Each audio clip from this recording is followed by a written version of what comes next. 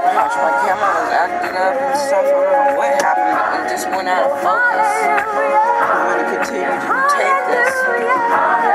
I don't know how much you caught, but I'm going to Fife High School, and this is for the Whitie documentary.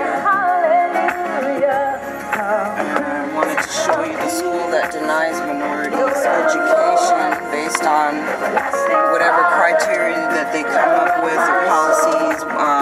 Some of them are just because they have an alternative high school that doesn't allow children in that are not 16 and a half. So they deny kids for that. And then they also have a high school that denies kids based on their grades. They try to keep basically the school mainly 90% white, 95% white, and I'm exposing this, and I want the world to know what's going on here and how children are still segregated in Washington State. It's very sad. It's modern day slavery still going on in the 21st century. So here we are. We're driving by one of the schools, one of the examples. I got so many people watching me everywhere I go. These guys are sticking their heads out the window looking at me. Look at them. Fans. But anyways, so I'm going past here and I'm getting ready to show you where it is, just so you know, you can keep it on the radar, you know, what's going on. This city right here, you know, I don't even think they probably have maybe 1% black people or minorities that even live here and are able to qualify for mortgage loans or even to maintain jobs. This is the school right here. So we're driving by. I don't know if you can see it. It's so sunny. But this is it right here.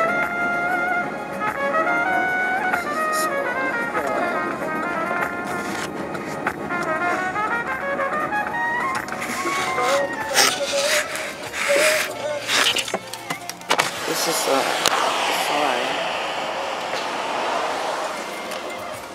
And this over here is, I guess, the main school. And this is the one that denies the minority kids.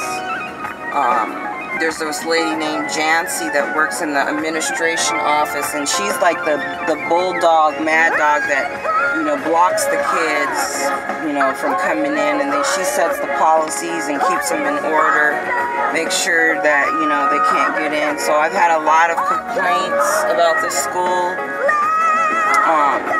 And it's basically kept under the radar. They have had some problems with the teachers texting kids, sexing them. And, you know, these kids, you know, they keep a lot of the stuff quiet because they're scared. They just want to graduate and get on with their lives, you know. So, you know, this will just kind of let you know this is it. This is the place that's doing it.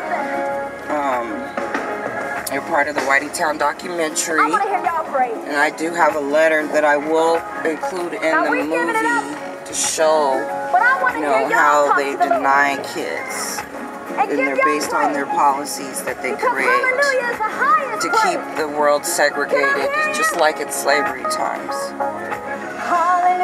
So this is Fife High School in Fife, Washington.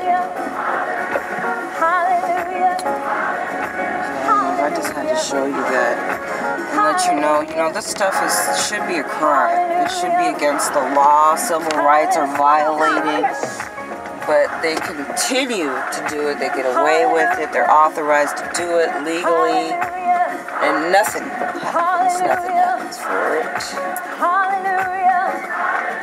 And it's real frustrating. That's the casino over there parking lot. The Emerald Queen.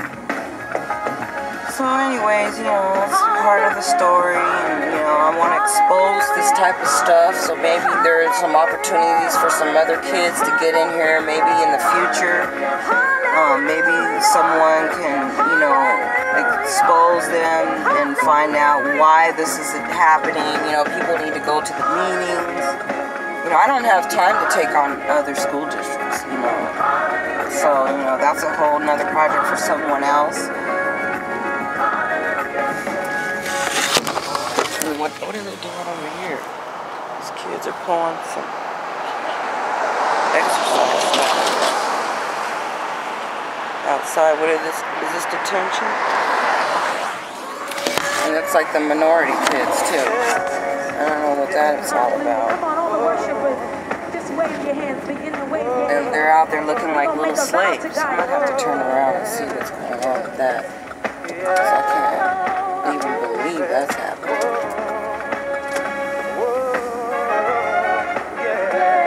These boys are out here. Is this some kind of gym exercise for sports? I don't know. I'm going to just pass by here and see if I can catch them one more time.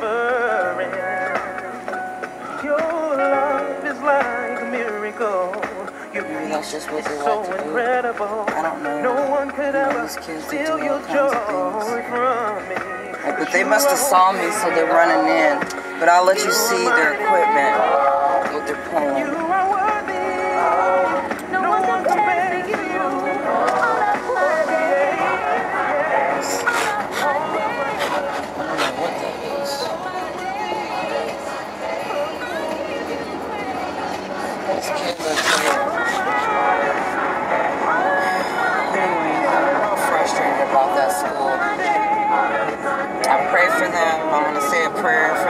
God touches their heart and that opens it up to, you know, other people, other races, to diversity, to acknowledge that there's people that are disadvantaged in this world, and that, you know, we need to quit oppressing people. Look at this.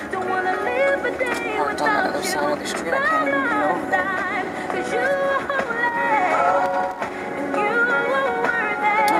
Driving by this Larson dealership, I wanted to tell you a little story about them. So I go to try to, you know, take my car back because I got payments that are over $600 a month from the Washington State Credit Union, and I've tried to refinance my car ever since the state of Washington fired me unlawfully, and it's been nothing but a nightmare. They denied my refinance, so I tried to come to Larson car dealership to trade my car in to get a cheaper car. And boy, let me tell you, they wouldn't even give me a deal. I couldn't get nothing from this place, nothing. And I went to test drive this car, a Honda. I was thinking about getting, but the payments actually was just gonna save me like $50 or something. It wasn't even gonna be worth it. And it wasn't even as nice as the car I already had. So they were just gonna steal my car from me and give me some crap. And I went to test drive the car, and they took off my license plate and put on their Larson license plate around mine.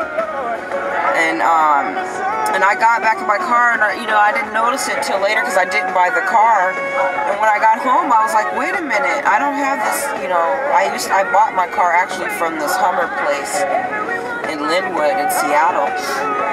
And it wasn't on there anymore, and I was like, wow, I can't believe this. They just took my stuff off and put their license plate on there and wouldn't even give me a deal and pretended like they gave me a deal. Can you believe this? This is how these dealerships are, how they scam people, okay? And as soon as they see a woman come in, their eyes light up and they see dollar signs and they're like, oh, let me get over on this woman. I wish there was a service where women could go and buy men or rent them just to take with them to the dealerships and when they get their car fixed, because we get scammed so much. And so now I'm driving around with this Larson crap on my license plate, knowing I didn't even buy my car from there, and they didn't even give me no good deal. In fact, they didn't give me nothing, okay, but a bunch of crap, okay. But that's the way this world works. So look, I think they're coming back out. Let's see. Anyways, let me just give you the full view as I'm leaving.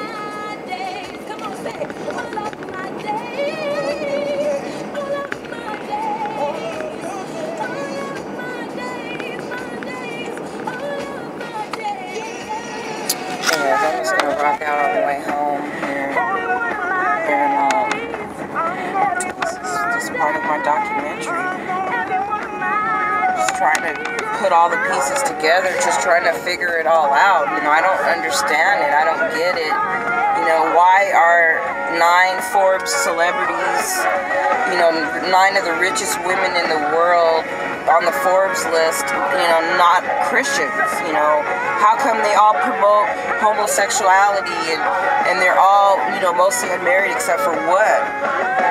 Which is Giselle, and, she's married to some guy who's, supposed to be gay in the NFL. So, I mean, it's just, I don't understand this. I have a lot of questions. I'm wondering, how come only people who work, for, like negative campaigns, who only support non-Christians who, don't love Jesus, how come they get to be the tops?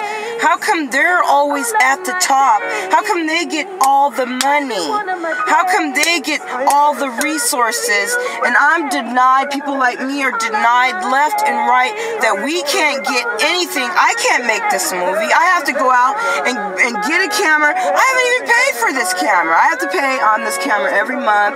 It's going to take me 4 months to pay this camera off. Okay, it cost me $300, $200 or whatever. It was, on sale.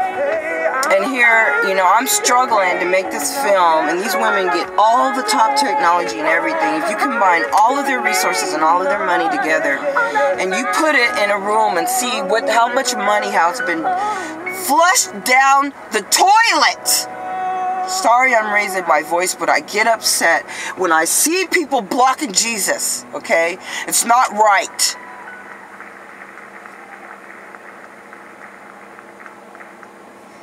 We have so many things that we describe God as what He is to us, but how many of you know He's just everything?